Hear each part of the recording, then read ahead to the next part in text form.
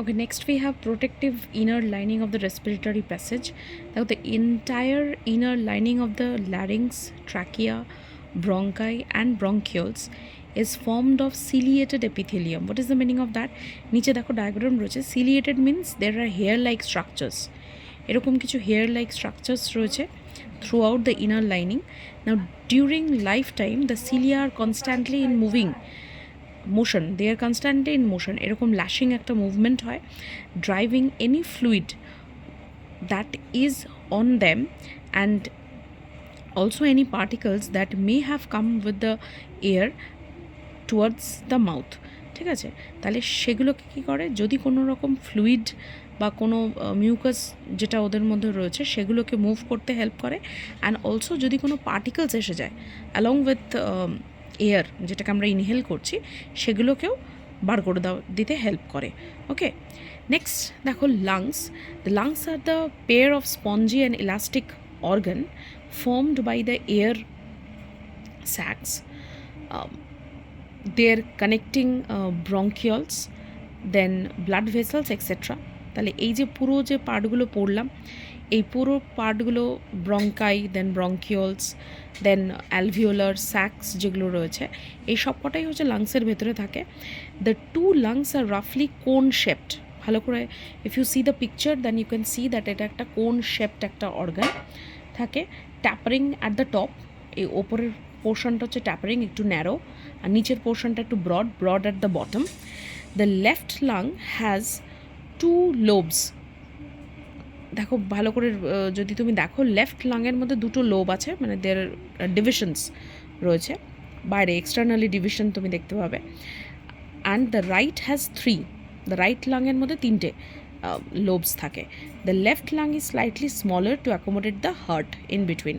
তাহলে লেফট লাংয়ের সাইজটা একটু ছোটো কেন? বিকজ ইন বিটুইন লাংস আমাকে হার্টটাকে অ্যাকোমোডেট করতে হবে. So to give space to the heart, the left lung is slightly smaller. Now what are the membrane covering the lungs? The membranous covering of the lungs, each lung is covered by two membranes, double walled, double membrane থাকে. The inner visceral pleura and the outer parietal pleura থাকে.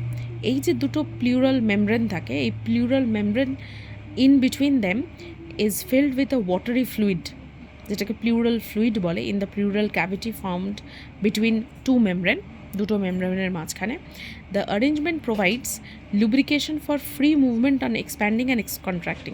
Because যখন air enter করে লাংসে তখন লাংসটা expand করে, whereas air বেরিয়ে যাওয়ার সাথে সাথে লাংসটা কন্ট্র্যাক্ট করে. তো সেই কন্ট্রাকশন বা এক্সপ্যানশনের সময় যাতে দুটো ওয়াল কোনো সময় যাতে ফ্রিকশন না হয়, দুটো ওয়াল যাতে কোল্যাপস না করে যায়, সো ফর দ্যাট রিজন এই মাঝখানে একটা ওয়াটারি ফ্লুইড থাকে যেটা লুব্রিকেশন প্রোভাইড করে.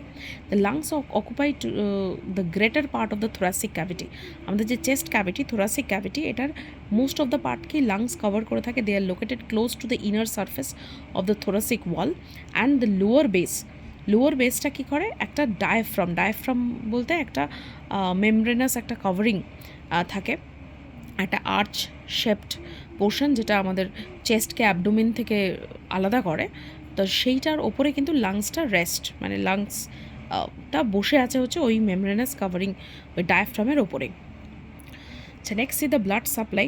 The right auricle pumps all the deoxygenated blood received in it from the body. ওটা রাইট ভেন্ট্রিকলে পাস করে, যেটা সার্কুলেটরি সিস্টেমে তোমরা পড়বে যে রাইট অরিকেল থেকে রাইট ভেন্ট্রিকলে আসে. এবার রাইট ভেন্ট্রিকল থেকে ওটা পাম্প করা হয় into lungs through pulmonary artery. The pulmonary artery soon after its reemergence it divides into two branches. Pulmonary আর্টারিও দুটো ব্রাঞ্চে ডিভাইড হয় and it enters into respective lungs. Inside the lungs they divide and redivide. আরও redivision হয় several times two ultimately form the capillaries, যে ক্যাপিলারিজগুলো দিয়ে ultimately ওই air স্যাক্সগুলোর মধ্যে ডিস্ট্রিবিউশন হয়, মানে কার্বন ডাইঅক্সাইড দিয়ে দেয় আর ওখান থেকে অক্সিজেন ক্যারি করে. দেন এই ক্যাপিলারিজগুলো আবার জয়েন করে করে ভেইনসে কনভার্ট হয়. Veins arising from this capillaries join and rejoin to form the main pulmonary vein, যেটা এক একটা লাংস থেকে বেরিয়ে এসে আলটিমেটলি আবার লেফট অরিকেলে গিয়ে অক্সিজেনেটেড ব্লাডটা ডিস্ট্রিবিউট করে দেয়. দেখুন figure 14.6, it represents the branching of the respiratory passage and the blood circulation in the lungs. The bright red part, যেটা red part দেখানো হয়েছে, that represents oxygenated blood, and the dull brownish part represents deoxygenated blood. R interconnecting capillaries রয়েছে, that has been not been shown in the upper figure to avoid complexity in the diagram.